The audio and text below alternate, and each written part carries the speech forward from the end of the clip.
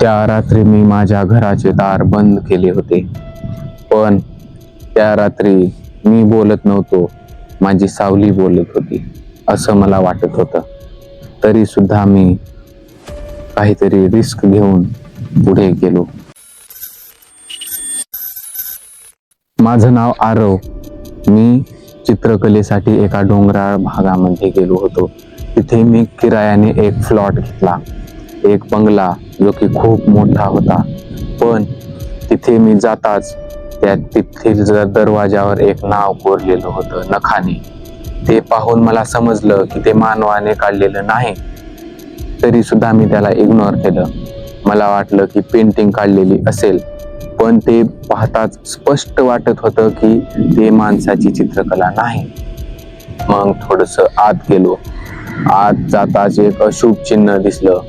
त्याला देखील मी दुर्लक्ष केलं आणि एक बंगल्याच्या कोपऱ्यामध्ये एक छोटीशी खिडकी होती. तिथून डोंगराचा नजारा खूप सुंदर आणि स्पष्ट दिसत होता. मी माझं स्ट्रक्चर काढलं. हातामध्ये कागद, पेन, पॅड आणि कलर्स. मी डोंगराचं थोडंसं चित्र काढलं, अर्धा चित्र काढलं आणि मागून मला चुई चुई चुई असा 3दा आवाज आला, जणू की उंदर तिथे आहेत. आणि मी मागे पाहिलं, पण एक देखील उंदीर नव्हता. माझ्या मागूनच आवाज येत होता. मी घाबरलो, पण मला वाटलं उंदीर असेल आणि तो पळाला असेल.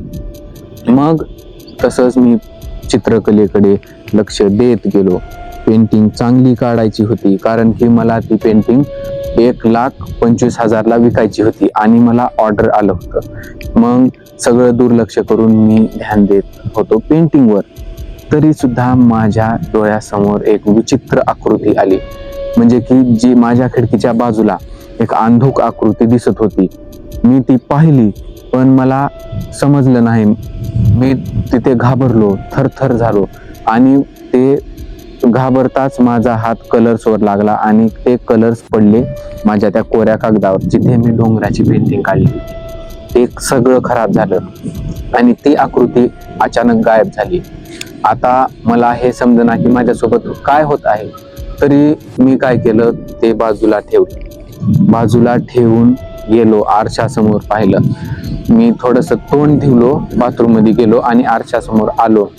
पण त्या आरशासमोर जसाच मी उभारलो, तिथे एक आकृती दिसली मला, 2 डोळे. पण आकृती काय स्पष्ट दिसली नाही, अंधुकच दिसत होती. मी घाबरलो, थोडासा मागे सरकलो. पण जसंच मी मागे वळून पाहिलं, त्या रूम मध्ये सगळीकडे एक विचित्र प्रकारचं चिन्ह होतं आणि इंग्लिश मधून नाव काहीतरी लिहिलेलं होतं. पण ते पाहताच मी घाबरलो. अचानकपणे माझ्या डोळ्यासमोर अंधार झाला, कारण की लाईट आपोआप बंद चालू होत होती त्या रूमच्या.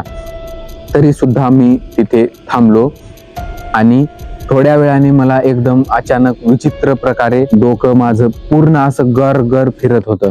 मी रूमच्या बाहेर आलो, म्हणजे पूर्णपणे त्या बंगल्याच्या बाहेर आलो. माझं सामान पूर्ण मध्ये होतं, पण आता मला तिथे जायची काही हिंमत होत नव्हती.